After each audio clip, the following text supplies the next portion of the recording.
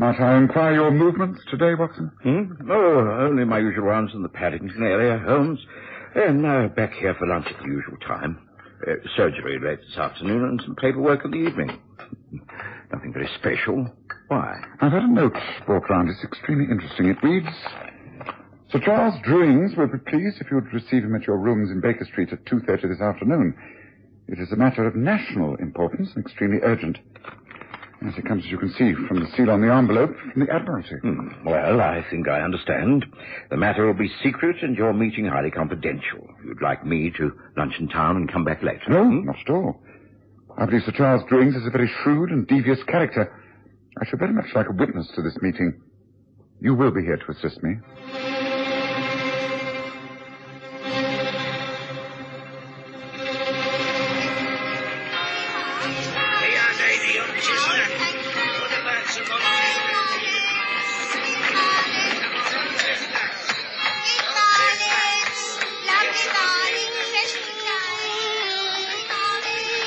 We present the stories of Sherlock Holmes.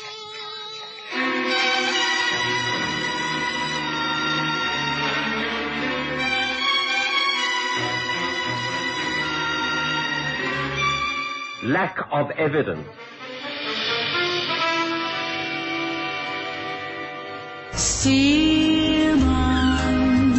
Die goeie ou dae van Springbok Radio is terug.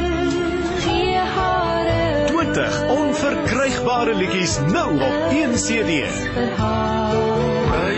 Met al jou gunstelinge, Virginia Lee, Cora Marie, Anton Goosen, Sonja Herold, Cupido en vele meer.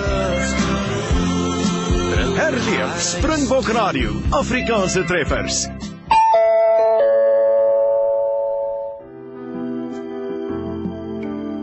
Flower Connection has just opened their flagship store in Linden, Johannesburg at 65 on 4th, situated in 4th Avenue.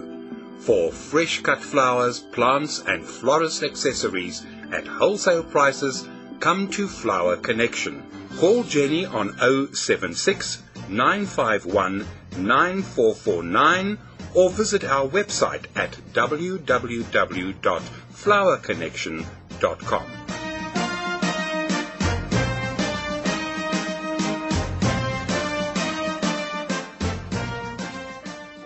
Sherlock Holmes was accustomed to dealing with government departments, but any assistance he was asked to give invariably came through the visits from his brother Mycroft.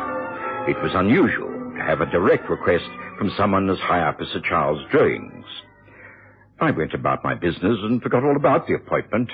There were several difficult cases that needed hospitalization, and to my consternation, I found the morning had slipped away. Lunchtime had come and gone.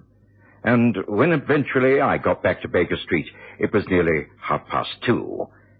A carriage waited at the curb outside 221B.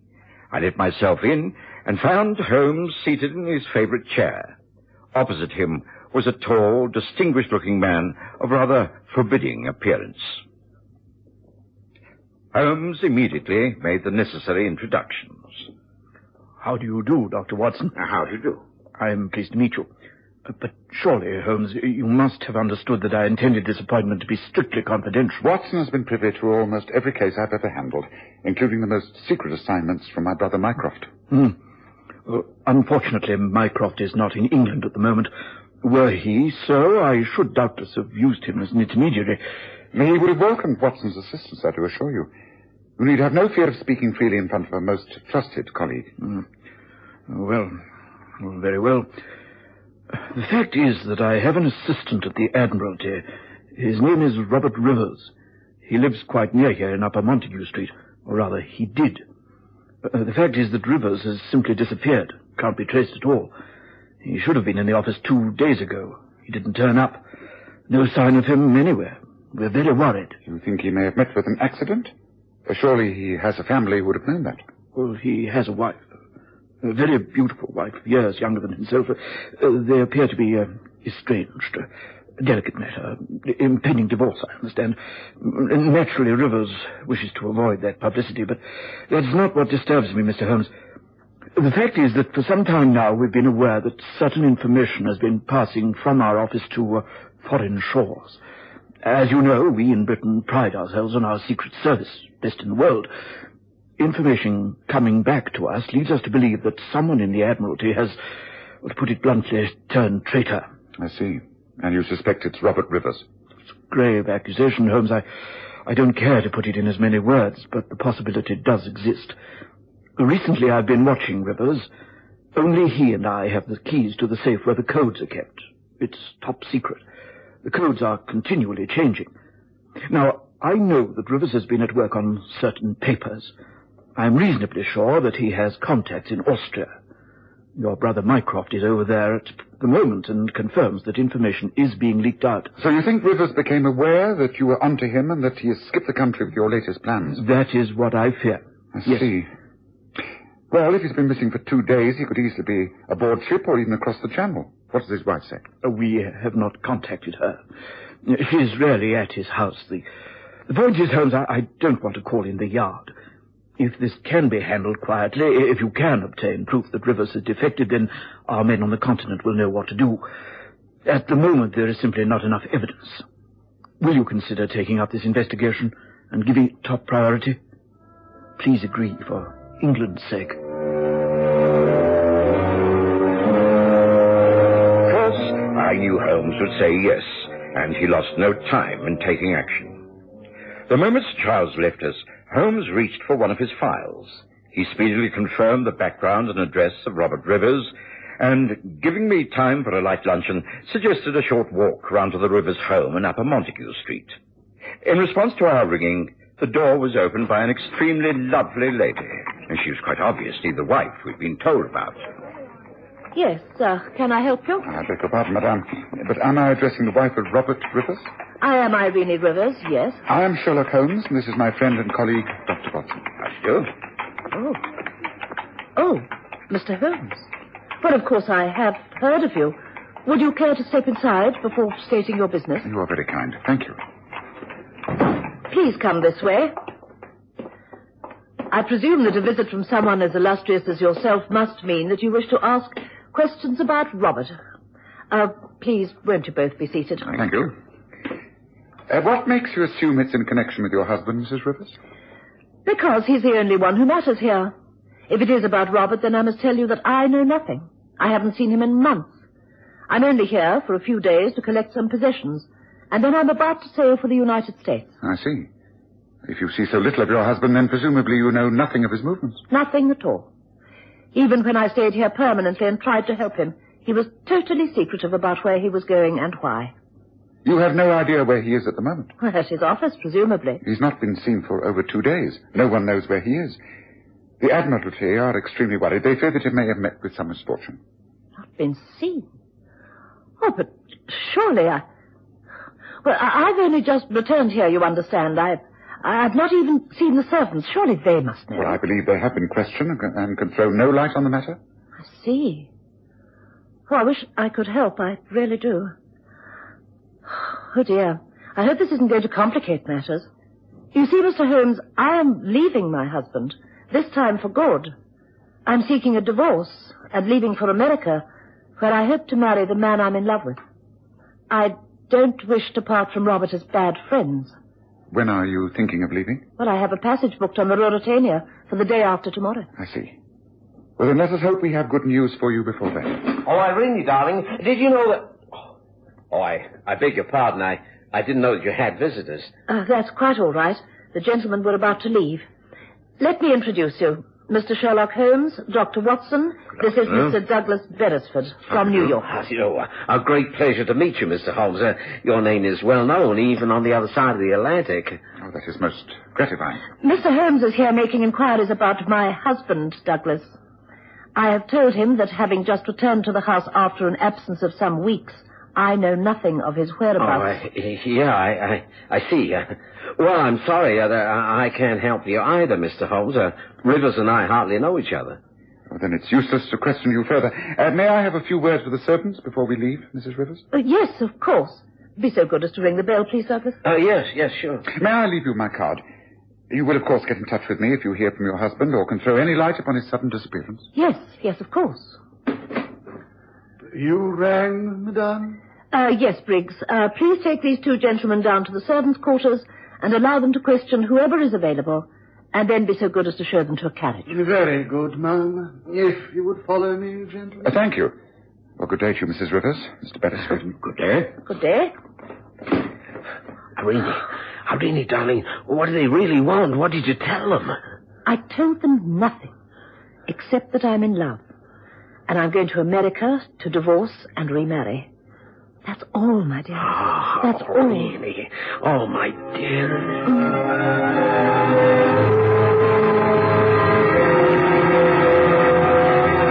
The christening of the servants at Upper Montague Street took very little time. But, to my surprise, Holmes asked to be shown out the back way into Montague Mews. He then entered the private coach house. Yes, I see. The horse and carriage are not here. All seems in order. The hay untouched, unused. It rained yesterday, but there's no evidence of it in here, except... but wait. What is this over here? Look. Blood. You're right, Holmes. Blood, and quite a lot of it. Dried blood. It's not fresh. Yes, and here there's been quite a violent struggle. The hay, canvas coverings, all buried away. Give me a hand, Watson. Look. A man. A dead man. Heavens, Holmes. What a sight. This man's been beaten to death. Yes, it looks as though he's put up a good fight. His hands are much bruised. And then perhaps when he was down, he was struck violently from the back with a heavy instrument. Look, a coachman's wheel hammer.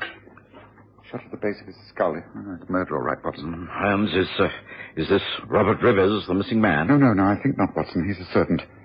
I should judge from his garb that he's a family coachman. The poor fellow's dead, all right. Well, that means we shall have to bring the police into this case. Can you please use the telephone, Watson? I saw one on the wall inside the hall. Yes, of course. Get through to Inspector Lestrade at Scotland Yard. Tell him to come to me or send a man round. Right. Meanwhile, I have the opportunity of going over this table before no one else gets here. Now, hurry, Watson, hurry.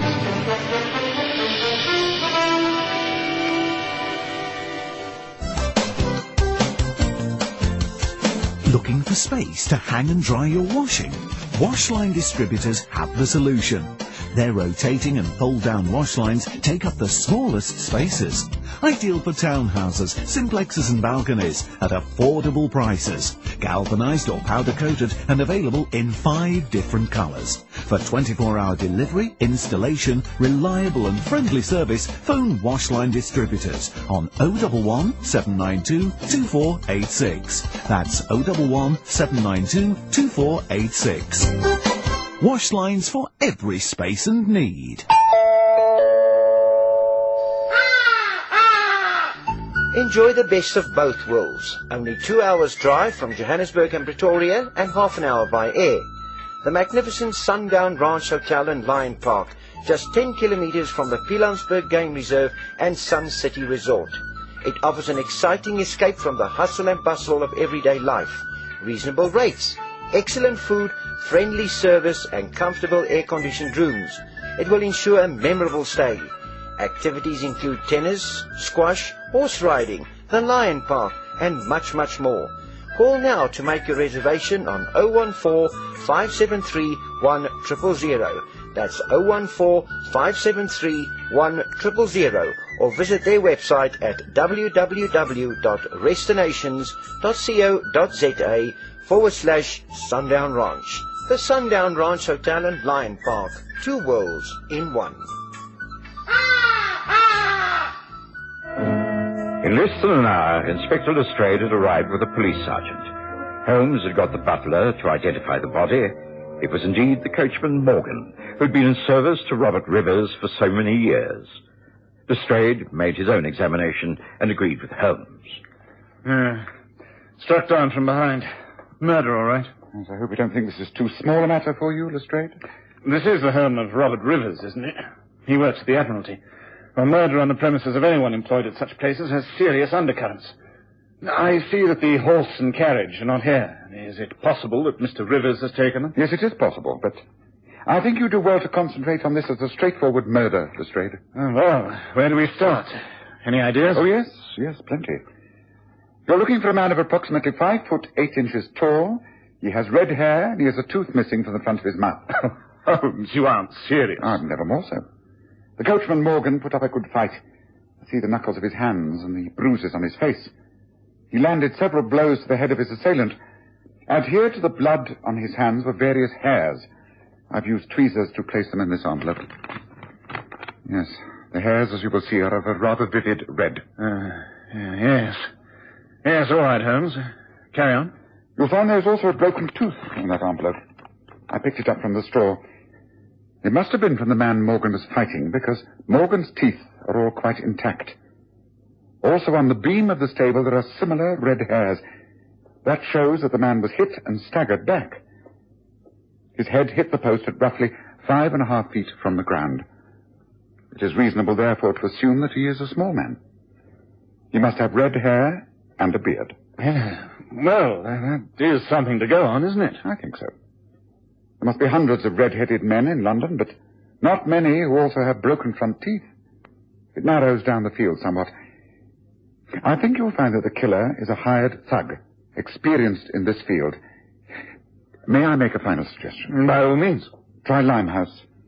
There is a pub called the Anchor near the river. It's the kind of place where all the seamen gather. There is a so-called gymnasium at the back.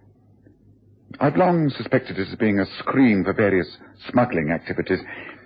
If you get a couple of plain clothes men to dress up as rough seamen, they may be able to pick up a lead on the man you're after. Oh, yes, all right. I'll follow through on that, Holmes. Thanks. After we left Montague Mews, Holmes went back to Baker Street, and I took a cab to my surgery. I'd delayed my work long enough. It was now quite dark, but I was able to see the many patients who'd been waiting for me. It was late when I eventually made my way back home. Watson. I've been sniffing about in Limehouse. The Strayed's men are there, standing out like sore thumbs. They were in the bar of the Anchor, but in a way they helped. They made my own investigations pass quite unnoticed. I found the murderer all right. Oh, you have? Well, who is the man? A most undesirable creature by the name of Joe Cornfoot. He's a burly 5'7", has red hair and a front tooth missing. I've advised Scotland Yard, and the Strayed should call him in for questioning. They should be able to get the truth out of him. Yes, but Holmes, even if they do get a confession out of this man, will that help you to trace what has happened to Robert Rivers? Oh, I sincerely hope so, Watson. Well, there must be some connection. An important Admiralty man disappears and his coachman is murdered on the same night? No. There must be a link. It all depends on Lestrade. Can he get at the truth? Oh, let's hope so. Oh, well, it's been a long day. I'm getting to bed. Good night, Watson. Good night, Holmes. Now, come on, Cornfoot. Tell me the truth. You ain't got nothing on me, Inspector. What makes you think I'm the man you want? You've got a front tooth missing, haven't you? We've got one that will fit that gap in your mouth exactly. So what? Lots of seamen have got teeth missing. How did you come to lose yours? Well, it must have been 2-3 nights ago. I was mixing it with another bloke in the gym at the back there. A fella called Max Welder. Caught me one in the face, knocked me bleeding tooth down my throat. Yeah, look, that's Welder's just come in. You can go and ask him if you like. I will, later on. Tell me where you were last Monday night between the hours of 6 and midnight. Well, see, I was here most of the time. Yeah. The landlord will bear me out. He'll tell you that I had a bit of grub, a few pints, and then I went round to the gym and had a couple of rounds with the boys, and got my tooth knocked out and came back in here until closing time. As a matter of fact, because of me swelling face, like, I spent the night right here in one of the rooms at the Anchor. You expect me to believe that? So please yourself. I've got a dozen blokes to back me up. Just hold on, Jiffy. Alf Brown is the landlord. Hey, Alf, come over here. What is it? The inspector here is questioning me about where I was on Monday night. He seems to think I ain't telling the truth. You tell him. Monday? Oh, let's see now. That will be the day you had your tooth knocked out, wouldn't it? Right.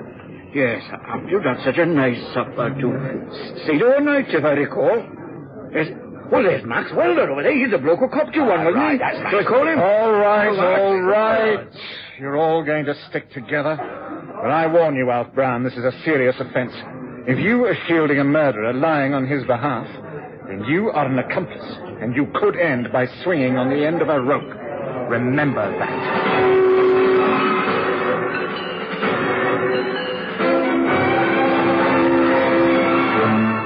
The next day was spent in trying to destroy Joe Cornfoot's alibi and continuing the search for Robert Rivers. Both ended in failure. A very frustrated Lestrade called in the late afternoon. Oh, I just can't move him, Holmes. Can't make the charge stick. He simply says he's innocent, and that's that. But he is not innocent. He is guilty. I've been fetishing away down at Limehouse, and Joe's pals are perjuring themselves to protect him. He is guilty, and he knows where Robert Rivers is. I'm sure of it. Well, Holmes, I don't know how we're going to prove that you're right. Well, I shall have to take active steps myself. There's no time to lose. We move tonight. First, I want you to send off 2 telegrams for me. One is to Mycroft, wherever he is in Europe. Oh, I think we should be here to take the responsibility. The second is to Sir Charles Drewings. Then I want you to have your men at the ready down at Limehouse, Lestrade. Watson, are you agreeable to accompany me? Yes, of course. Of course. Then it's about 9 o'clock we will journey to Limehouse. Suitably clad, of course. I'm sure I can find old clothes that you can get into. A large Inverness cape with big pockets that can contain a revolver or 2. So you think it's going to be dangerous, Holmes? No, we're tackling dangerous men. Let's go prepared. Come, let's get started. Now, Lestrade, this is what happened.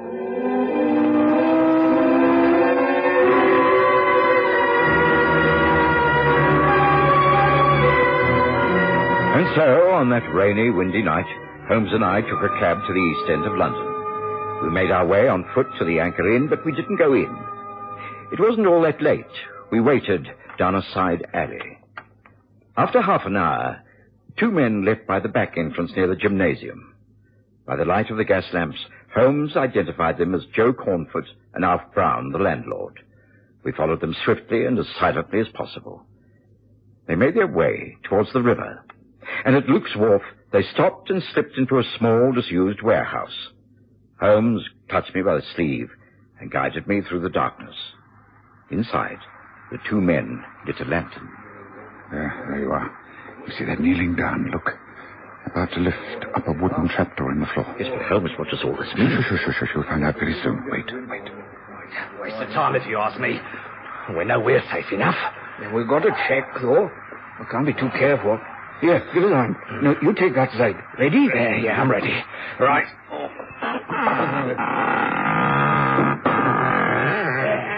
See, still there. Told you. No chance of anyone discovering him under the floorboards. Now, all we have to do is put him in the chest. Come on, now. Easy now. That's got it. Right. Close him in. Right. Now, tomorrow he goes aboard the Seawolf. And once out at sea, the captain drops the chest overboard, and that's that. We settle back and start collecting. Rich blokes we're going to be, nice and rich for the rest of our days. The cops won't give up. They'll still be asking questions. Don't let them. There's a lack of evidence. They can't make any accusations. Stick, it's worth taking a few risks. One risk too many. Oh, what? Don't move. There are 2 revolvers pointing at you, and both my friend and I are crack shots. Keep them silent, Watson. Let's get Lestrade in here. I know he's been following us. Right. Yes, well, the game is up for you 2. You may have been lucky once, Cornfoot, but you don't need a false alibi for this evening's work. This time you face a charge of murder. The killing of Robert Rivers, whose body you have just placed in that sea chest. Oh, see, you clever swine. How do you ever find out? You'll have plenty of time for puzzling out the answers when we have you behind bars. Holmes. Watson. I take it you're all right? Yes, there's nothing wrong with us. But our friends here have a lot of explaining to do. You'll find the dead body of Robert Rivers in that sea chest. Take these men away, and then... All right, so long, you men. I think you can make another arrest. A bigger fish this time. These are just 2 sprats to catch mackerel. Come, Watson. There's still important work. Holmes and I left Lestrade in charge and took a waiting carriage back to Baker Street. There, we hastily changed from our old clothes, washed ourselves as cleanly and speedily as possible, and at exactly midnight, while the chimes of Big Ben ran out over the city, I heard someone pull our doorbell. It was Sir Charles Drewing. Holmes' welcome was most cool. I have to report that my case is closed, Drewing. The body of Robert Rivers has been discovered. Thank you for answering my telegram by keeping this appointment, but you must have known that to stay away would have been more condemning than to face my accusations. I'm afraid I don't know what you're talking about. Oh, but I think you do. You have been responsible for all of this, haven't you? You are the traitor who's been selling secrets abroad. The secrets of the Admiralty, new improved armory on our warships. You knew Mycroft might easily discover the leakage and who was responsible. So thinking to throw him off the scent, you turned to me. But you have already committed the major crime, hiring Joe Cornfoot to abduct Rivers. Then you wish to plant further evidence of his treachery by sending Cornfoot back into Rivers' house with enemy correspondence. But the coachman intervened. He was killed. Cornfoot fled. And you had Rivers killed and his body made ready for a final disappearance at sea. You will have to prove all this. Oh, yes. I certainly shall be able to do so. In your case, there is no lack of evidence. Would you care for a glass of brandy while we wait for Scotland Yard? They won't be long. Sir Charles Drewings remained quite silent. He refused to make any sort of statement when Lestrade and his men arrived to take him away. Joe Cornfoot and Alf Brown were arrested on charges of murder, and Holmes lost interest in the case completely. It was over a week later, when we were sitting at breakfast. Yes, I see two items of undoubted interest to you, Watson. One is the sudden death of Sir Charles Drewings of a supposed heart attack. How convenient. Oh, well, we won't bother to question that. The other is that Mrs. Irene Rivers has now become Mrs. Douglas Beresford after hearing of the death of her first husband, Robert Rivers. Well, I trust you have an uneventful day today, Watson. I certainly intend to do so.